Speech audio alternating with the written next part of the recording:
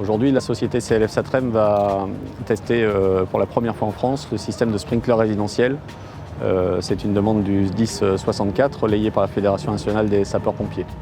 Pour nous, c'est important que CLF ait été la société sélectionnée pour participer à ces essais. C'est la reconnaissance de notre expertise et de notre savoir-faire dans les métiers d'extinction automatique à eau. L'objectif de l'exercice 3 est de déterminer l'efficacité d'un système d'extinction automatique dans la partie commune d'un bâtiment d'habitation.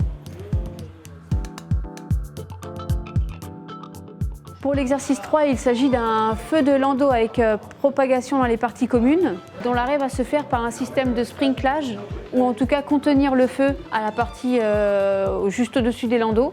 Ça va nous permettre de vérifier l'efficacité de l'alarme hydraulique située au rez-de-chaussée du bâtiment. On va aussi vérifier la quantité de fumée qui va se propager dans la partie commune, malgré le système de sprinklage qui sera mis en place.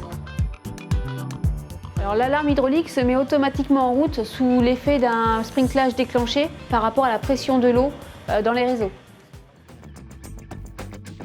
Le sprinkler, c'est une solution technique qui vise à mettre assez basiquement de l'eau dans des tuyaux et à équiper ces tuyaux de thermofusibles et de déclencheurs qui vont déclencher à une certaine température et qui vont permettre d'agir immédiatement sur les sources de chaleur en envoyant des quantités d'eau relativement restreintes pour éviter une propagation d'incendie. Tout le matériel qui a été sélectionné pour cet essai, du matériel qui existe sur le marché.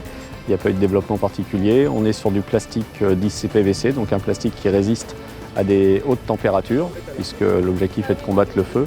Les têtes sprinkler, elles, sont du matériel là aussi normé, testé, approuvé en laboratoire, avec des débits et des densités calibrées pour s'assurer qu'on répond bien aux différentes classes de risques qu'on peut rencontrer dans le monde résidentiel.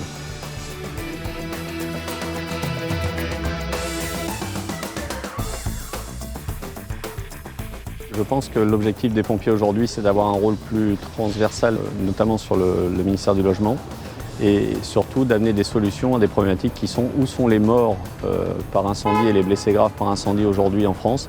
Et c'est malheureusement dans des bâtiments qui échappent à leur juridiction. Et je pense qu'ils veulent faire partager de leur expertise ces différents ministères sur les solutions qu'ils peuvent mettre en application à des coûts tout à fait rationnels et des niveaux de protection qu'on ne connaît pas aujourd'hui.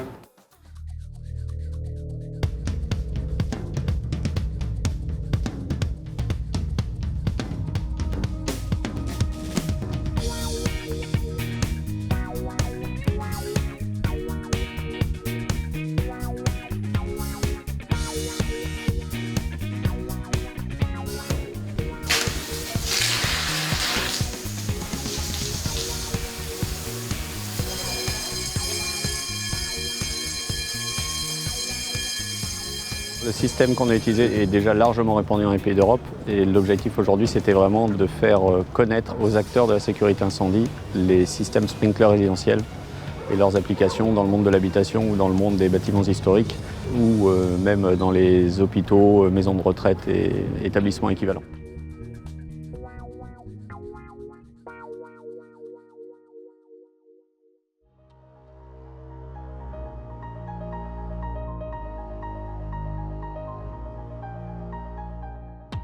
Alors une journée intense avec plusieurs essais et plusieurs technologies essayées. Le système sprinkler résidentiel est un système qui peut effrayer par les quantités d'eau et les gens ont pu s'apercevoir que finalement on était sur des débits qui sont très faibles, qui sont de l'ordre de 2-3 litres minute par mètre carré, donc très inférieur à ce que les services de secours pourraient mettre en œuvre s'ils arrivaient beaucoup plus tard. Et le deuxième impact très positif, et les attentes, c'est par rapport au temps de réaction du système, puisqu'on a été sur un feu de poussette réactif en mode extinction sous moins de 4 minutes, entre le moment où le feu a été allumé et le moment où la poussette a été éteinte. Le système sprinkler résidentiel est un système qui viendra complètement compléter le travail des secours à incendie sur des périmètres en limitant les dégâts pour les personnes, c'est-à-dire tout ce qui va être nuisance liée aux fumées et mort par intoxication, mais aussi permettre aux pompiers d'intercéder dans des conditions tout à fait favorables avec des immeubles qui vont rester debout et leur éviter de prendre des risques en mode intervention sur des bâtiments qui seraient sprinklés demain.